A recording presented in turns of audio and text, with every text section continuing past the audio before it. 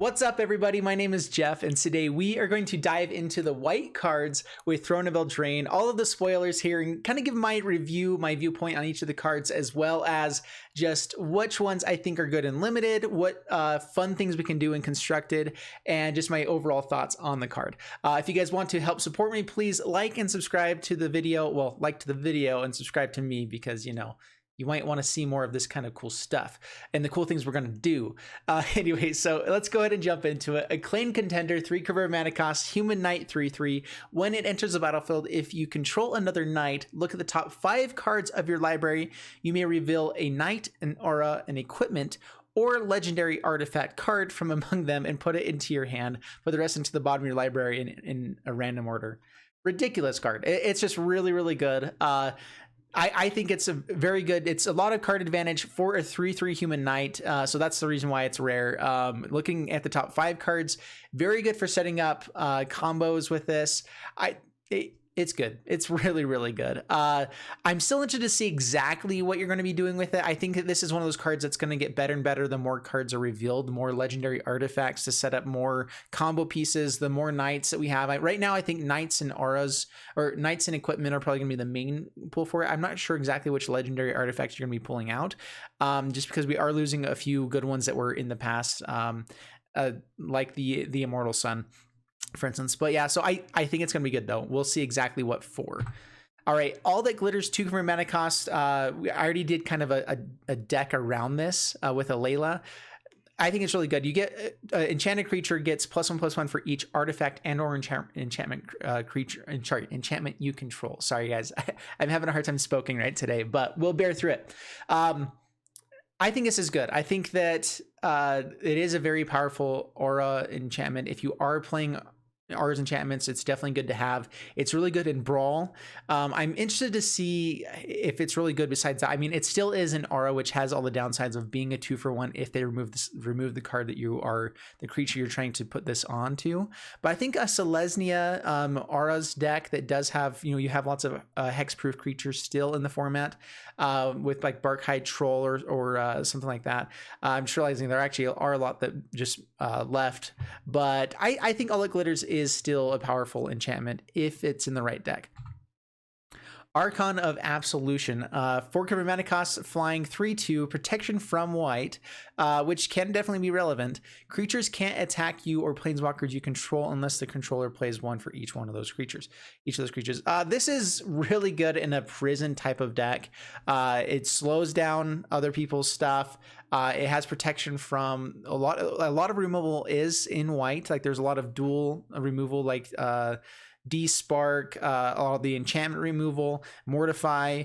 There is still lots of removal in white, so this can help out there, and making any of those token type decks. So this kind of turns off like the Esper Heroes type of deck. So I'm not sure if this is more of a sideboard card or if it is something you would actually play in a main deck. Maybe in a Flyers deck, it's like a one of.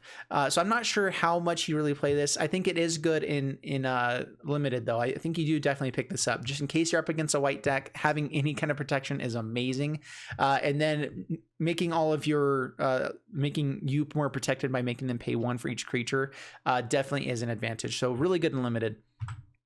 All right, Ardenvale Paladin, 4 cover mana cost. If at least 3 adamant with this, if at least 3 white mana was spent to cast a spell, it enters the battlefield with a +1/+1 counter on it, and it's a 2/5. So basically, if you're playing this, it's a 3/6. You're going to be hopefully going for a pretty white heavy deck, especially in Limited. So a 3/6 for 4 in Limited is really good, actually, very powerful. So for the chance of it being a 3/6, I think you do pick this up if you're heavy in white in Limited. In Constructed, of course, there's lots of better things before this, but it is decent in Limited. Ardenvale Tactician, 3 cover mana cost, human knight, and it's a flying 2/3. The Dizzying Swoop for adventure, tap up to 2 target creatures at instant speed.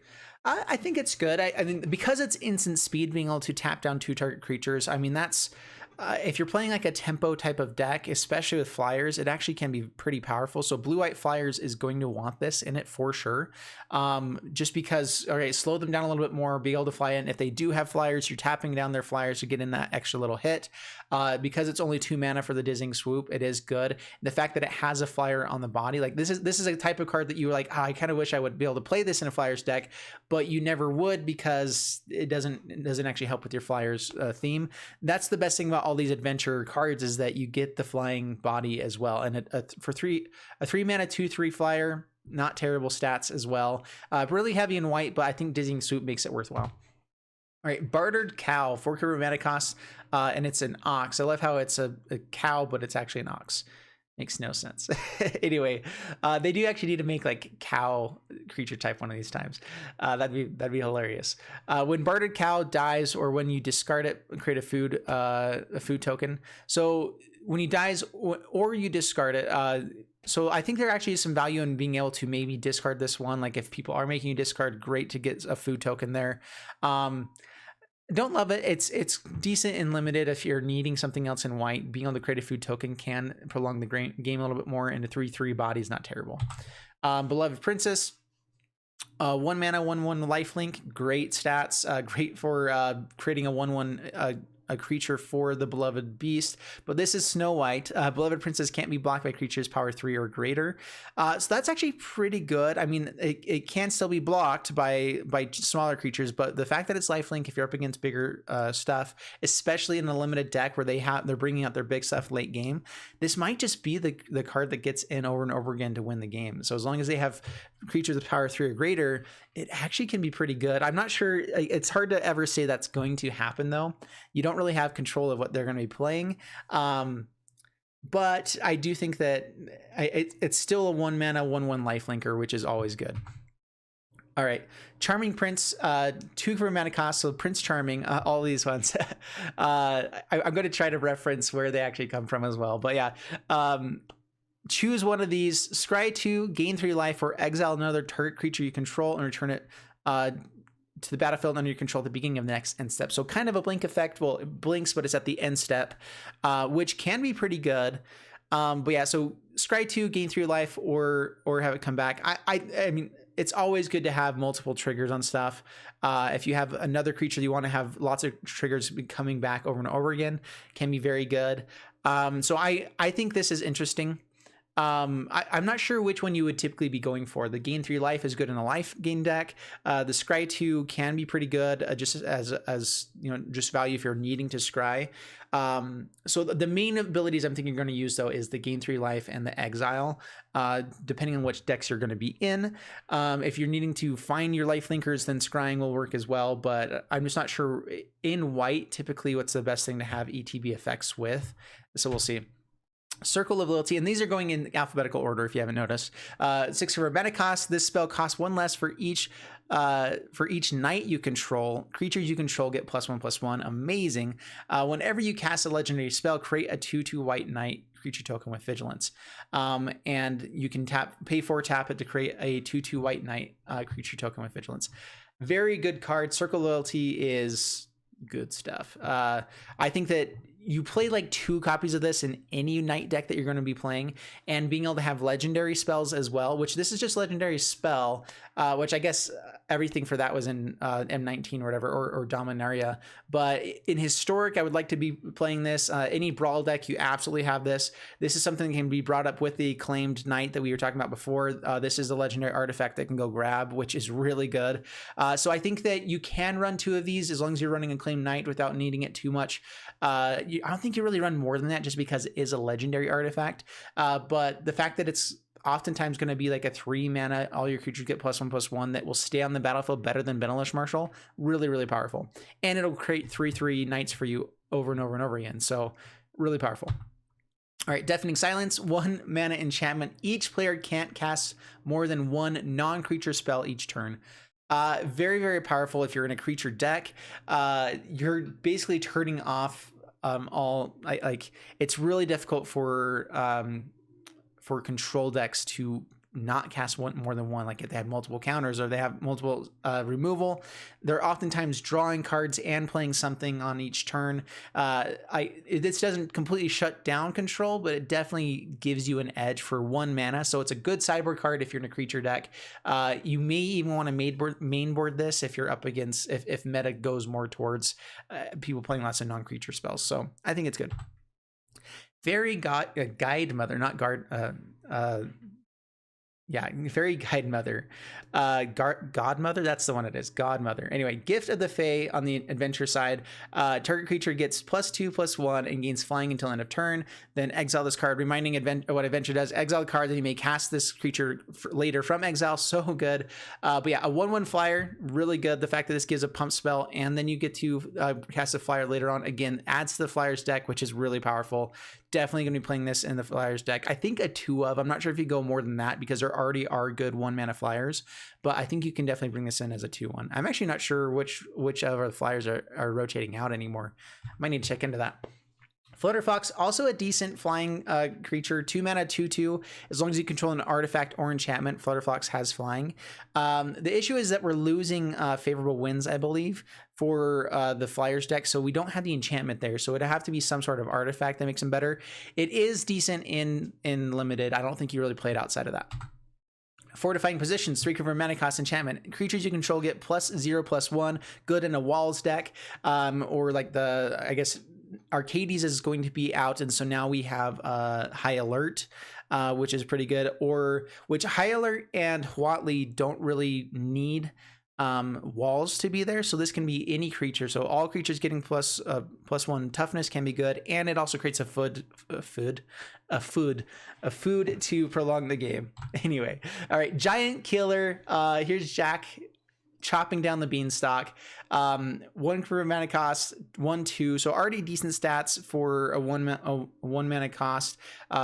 Pay 2 to tap target creature, and that's just any creature. We had seen this before with others where they're having to pay, whatever to tap only creatures with like limited amount of value.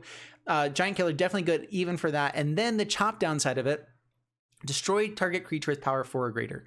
This is great in early game. This is great late game. This is a really good card in a mono white deck. The only issue is if you're playing mono white, you might be a bit more aggressive, but still, this is pretty good. I'm actually interested to see how many peasants there are as well, because I'd love to run a peasant deck. That'd be fun. Excuse me. Glass Casket. This is a 2-mana artifact. When Glass Casket enters the battlefield, exile target creature an opponent controls with converted mana cost 3 or less until it leaves the battlefield. Amazing card. The only issue with this is that typically you are playing... typically, this is going to be good against more aggressive decks, and aggressive decks can destroy artifacts easier than they can destroy enchantments, just because it's typically red and black. Those destroy artifacts better than enchantments. So it does lose a little bit of value against those decks specifically, but up against Knights, this is really good. Up against, it's really good still because it's better than Baffling End, which we had before. It's like the only comparable one that we had, and that had a downside of whenever it left the battlefield, they also got a 3/3 dinosaur, although it didn't say that it was exiled until this left the battlefield as well. So I don't know. I think Glass Casket's a really good removal spell. Definitely should be playing it.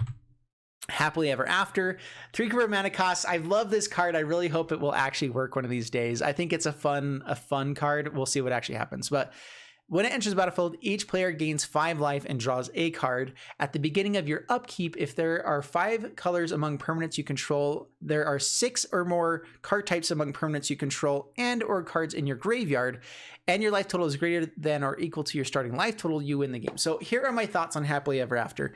At the beginning of your upkeep, if there are 5 or more 5 colors among permanents you control, so that's the first thing you have to get, is 5 colors among permanents you control. That is the hardest part of this entire thing, is making sure you actually have 5 colors among permanents you control. In standard, basically you have to play this in a Niv Mizzet deck or like a Super Friends deck that is planning on going really late game with this.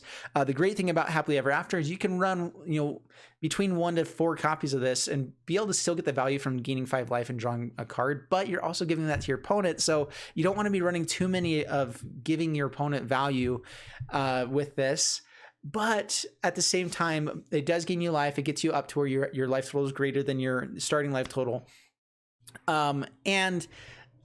being able to get 6 or more card types into your graveyard or on the battlefield, it really is not that difficult. That's instant sorcery, enchantment, artifact, planeswalker, land, and creature. So that there's 7 types altogether. As long as you can mill them over or have them on the battlefield somewhere, you already should have lands on the battlefield, so that's 1 taken care of. Enchantment has to be on the battlefield, so that's 1 already taken care of. Having a creature or other permanents that have 5 different colors, that's already, however many taken care of. And then you just need to get two or 3 others into the graveyard. Not going to be too difficult at all. The hardest part is getting the 5 colors among permanents you control. That's going to be the hardest part, and then maybe keeping your life total high enough. Anyway, I think that's actually going to be a really fun card. Harmonious Archon. I think I'm saying that right. Archon. I don't even know what Archon is. It's that. This is what an Archon is. All right, 6 mana cost, 4 or 5 flyer. So for 6 for a 4 or 5, that's the biggest issue with this. Non-Archon creatures have base power toughness 3/3. When it enters the battlefield, create 2 1/1 white human creature tokens. So it does also create 2 3/3s with it as well, which is really powerful. But you also might turn their entire board of like goblins or whatever into 3/3s, which could be good against a Cavalcade of Calamity deck if you can get this out quickly enough. Like, yeah, they do create lots of creatures really quickly, which can be very, very bad for you. But if it turns off Cavalcade of Calamity, you could at least prolong the game enough by having enough blockers. So I don't know where you bring this into. I feel like it's going to have more benefit to your other to the opponent than for you. Unless you're up against a control deck, then it just creates lots of power really quickly. So I'm in between on this one. I think it's good. I'm just not sure when you really play it. Unless you can create lots of tokens, which there is a tokens deck available. So maybe you do play it in a tokens deck. All right, Hushbringer, 2 for mana cost, fairy, 1/2, flying and lifelink, pretty good. Creatures entering the battlefield or dying don't cause ability to trigger. Amazing card. This is so good. So if you're playing just a straightforward deck, if you're playing the Flyers deck with lifelink, if you're playing just a mono white deck, you're not wanting creatures to be entering about having an ETB effects or having dying triggers, because you're just going to be playing your straightforward type of deck.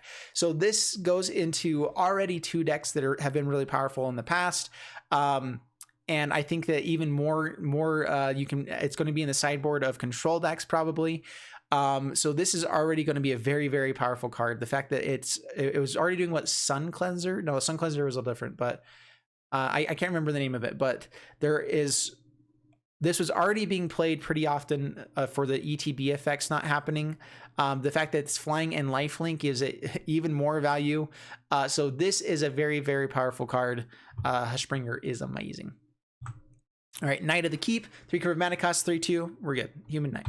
All right, Linden the Steadfast, 3 mana cost, 3 white, and it's a 3/3 vigilance. Whenever a white creature you control attacks, you gain 1 life. Very good in the life gain matters deck, I guess. Lifelink matters deck. So powerful. Turns an Ajani's Pridemate into a very powerful creature very, very quickly. Definitely going into that deck. The question is how many copies. I'm guessing 2 or 3. I don't think I would go for more than that because it is a legendary creature, and you're wanting to fit in a lot more other things that have lifelink or have the value of getting the life gain there. But Linden the Steadfast definitely turns that deck on. It's another life gain engine in that deck, which is something you definitely need.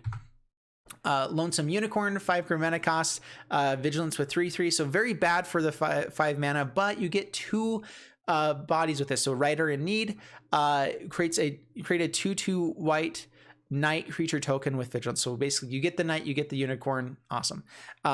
Just put them together. It's so beautiful.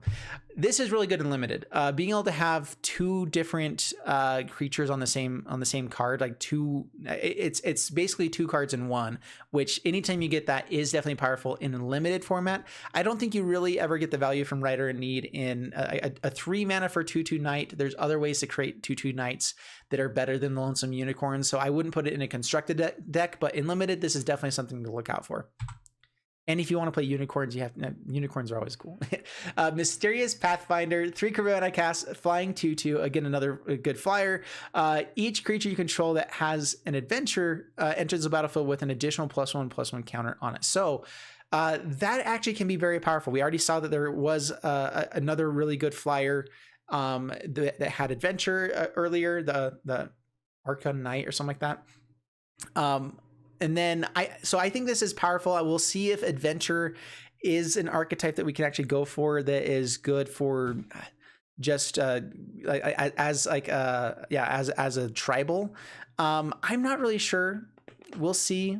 The issue is I feel like there's more good adventure cards that aren't necessarily in white. At the same time, white splashes well with those. For instance, Lovestruck Beast can become a 6/6 that's attacking with 1/1s really quickly. So there are some really powerful things you can do with Mysterious Pathfinder. All right, Outflank. 1 mana instance, Outflank deals damage to target attacking or blocking creature equal to the number of creatures you control. This, I'm intrigued to see. I think this may be a very playable card in a mono white deck where any creature that's attacking or blocking, you can take care of it. The issue is that oftentimes you're wanting to remove cards before they block your best creature in a more aggressive deck. So that's the only reason I don't see this being played in like a typical mono white deck. But in limited, very, very good. This can quickly become better than, like, it's a 1 mana instant, which is amazing, and can quickly become better than the deal 4 damage to target creature, which is your typical 2 mana removal spell in white. So you can get this bigger and do 5, 6, 7 points of damage to an attacking creature, so that's really, really good. It also lets you attack in more favorably if there are not worrying about them attacking back, because you are okay maybe losing a creature and being able to do 3 or 4 points of damage still to them as they're coming in. So Outflank, if it's, I think it is going to see play in constructed in the right decks. We'll see. Prized Griffin, 5 mana, 3/4 flyer, always there, always in limited, decent card. Rally for the Throne, 3 mana cost, create 2, this is instant speed, create 2 1/1 white human creature tokens, and then if it has adamant, if at least 3 white mana was spent to cast this, you gain 1 life for each creature you control. So 3 mana gain 2 immediately or gain lots more. Instant speed life, instant speed token generation is always good. Yeah, I think this is really powerful. I think there's definitely a tokens deck. There's the Call to Arms, I think, is the other one that is also instant speed, creates 2 1/1s for 2 mana.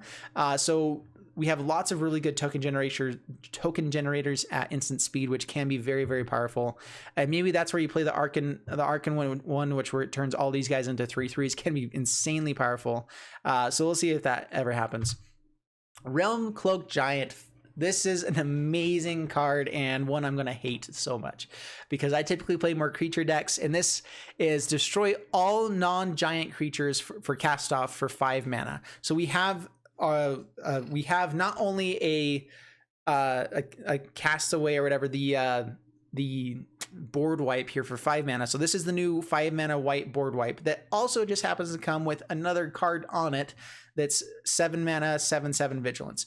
So is the 7 mana 7/7 vigilance something you would typically play? Absolutely not. But would you often play a 5 mana board wipe? Absolutely. And it's destroy all non-giant creatures. There are going to be giants that are relevant in the format, and there even might be like a Naya Giants deck with Realm Cloak Giant. But I think that this is going to be a card that you see play all the time. This is even just a finisher on in a control deck. They run 4 of these, be able to cast off, destroy all your stuff, and then create a 7/7 with vigilance to swing in on the next turn off, possibly. If they're playing cast off on turn 6. So very, very good card. I think that this is going to be seen a lot of times, and it's something we're going to have to deal with. I'm speaking from a creature deck player, but really good for control. Boo. All right, Righteousness, 1 mana, a target blocking creature gets +7/+7 until end of turn. Great. What's it called? Great trick play. I can't think of the word of that right now, but yeah, really good card for limited. I don't think you really played outside of that, but it's good. Shepherd of the Flock, 2 mana, 3/1, not all heroes carry swords. I love this. I actually like the other art for this better, where he's carrying the sheep, whatever. But you can also pay 1 to return target permanent you control to its owner's hand. So again, if you're looking for something like blink effects, the Usher to Safety is great, and you can create a good blocker. A 3/1 is great blocker or attacker. So I think that this will possibly see play. It just all depends on if you're looking for ETB effects or not, and if Hushbringer is being played too often and ETB effects aren't really there anymore. We'll see. This also can let you block something and then return it back, so that it doesn't die. So there are some good things about Shepherd of the Flock. Really good and limited, actually. Very good and limited. Shining Armor. All of these artifact equipments in white I really like. So flash in, when it enters the battlefield, you attach it to target knight you control. So not having to equip it already makes this so much better. And the fact that it has flash, it gets plus 2 defense and has vigilance. So really powerful card. I think it's good. I think that it's good and limited. How about that? It's powerful and limited. Giving vigilance to a creature is always good. Giving it to something like, for instance, the last one, the Shepherd of the Flock, making him a 3/3 with vigilance is really, really powerful. So Shining Armor can be really good and limited to do something like that, or just give extra toughness to an already good creature. So not too shabby. Silverflame Ritual. 4 credit mana cost sorcery, put a +1/+1 counter on each creature you control, and then if it has adamant, at least 3 white mana was spent to cast the spell. Creatures you control gain vigilance until end of turn. So this is kind of, I mean, it's not as good as Unbreakable Formation, but it's one of those, like, it's on that same type of level. So in limited play, very, very powerful. You basically have an Unbreakable Formation in common. And so you can do some pretty good things with this, putting counters onto creatures. If you have multiple of these, you can end up building a really big board pretty quickly. But being able to give him all vigilance on the until end of turn is also pretty powerful, to be able to swing in and still have blockers. All right, Silverflame Squire, 2 per mana cost. This is another adventure creature, so those are good with the other adventure lord. Gets 2/1 target, and then on alert, 3 mana. Target creature gets +2/+2 until end of turn, and you can untap it. So a good trick play as well. Man, I can't think of what those are called right now, but it's good. It's not terrible in limited. Not really good and constructed. All right, Syr Alin, the Lion's Claw. This is one of our legendary knights, the common legendary knights. 5 per mana cost, 4/4 with first strike. Whenever he attacks, other creatures in control get +1/+1 until end of turn. So first off, in limited, this is a broken card. This is one of those that you absolutely pick up. The fact that it's uncommon means that this is going to actually see play pretty often. Really, really powerful in a white centered deck. Being able to give your other creatures +1/+1, and the fact that it has first strike, very, very powerful. This is one of those that you're looking for if you're going to be more heavy towards white deck in limited. In standard, or like in constructed, I'm intrigued to see exactly where this is played. It could be a decent brawl deck, but even then, I guess if you're playing like a mono white aggro brawl, this is a great brawl commander for that, where it's just like, okay, you get to build the board and then you get to swing in on turn 5, turn 6, even faster. So I think it's good. I think it's really kind of just like one of those broken limited cards, and I'm not sure how good it is outside of that. Trapped in the Tower, 2 mana costs. This is a pacify basically that also says enchanted creature can't attack or block, and its activated abilities can't be activated. Very, very powerful just for that. You do have to enchant a creature without flying though, because otherwise they'd be able to fly out of the tower. I think it's good in limited because it doesn't hit flyers. So oftentimes you're needing to get those flyers, but it is a powerful card in limited for sure, and may even be a decent removal spell if there's a lot of activated abilities that we're needing to get rid of. True Love's Kiss, 4 mana cost, exile target artifact or enchantment, draw a card. We'll see if it's good. I think that, because you get to draw a card with it as well, it's a decent sideboard card. There are other artifact enchantment removal spells that are cheaper typically, but I'm not sure actually what's going to be in the format. I'm forgetting which things are rotating out and which things aren't. But I think this will see play for sure. Venerable Knight, 1 mana cost, 2/1, so already really good in the mono white decks because it's a 2/1.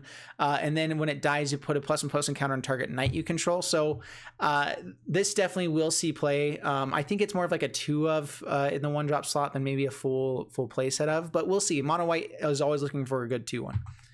Worthy Knight, 2 mana cost, 2/2. Whenever you cast a Knight spell, create a 1/1 white human creature token. So this, with things like Venerable Knight, like really cheap Knight cards, can build a board really, really quickly with Knight of the Even Legion.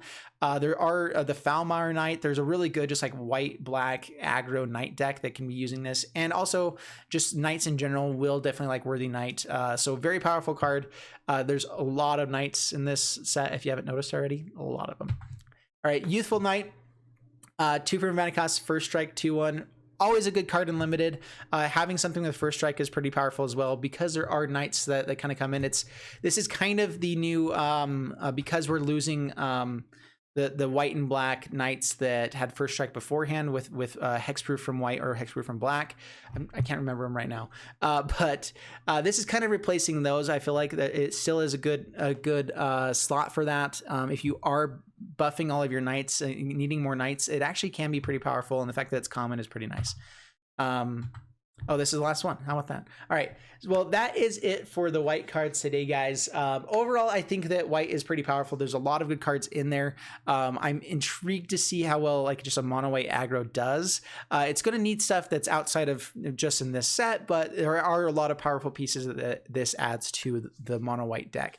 So I hope you guys enjoyed it. If you did, please leave a like and subscribe, and I'll see you guys in the next one. We'll be talking about, I think, blue cards. So let's get to it. We'll see you next one. Bye.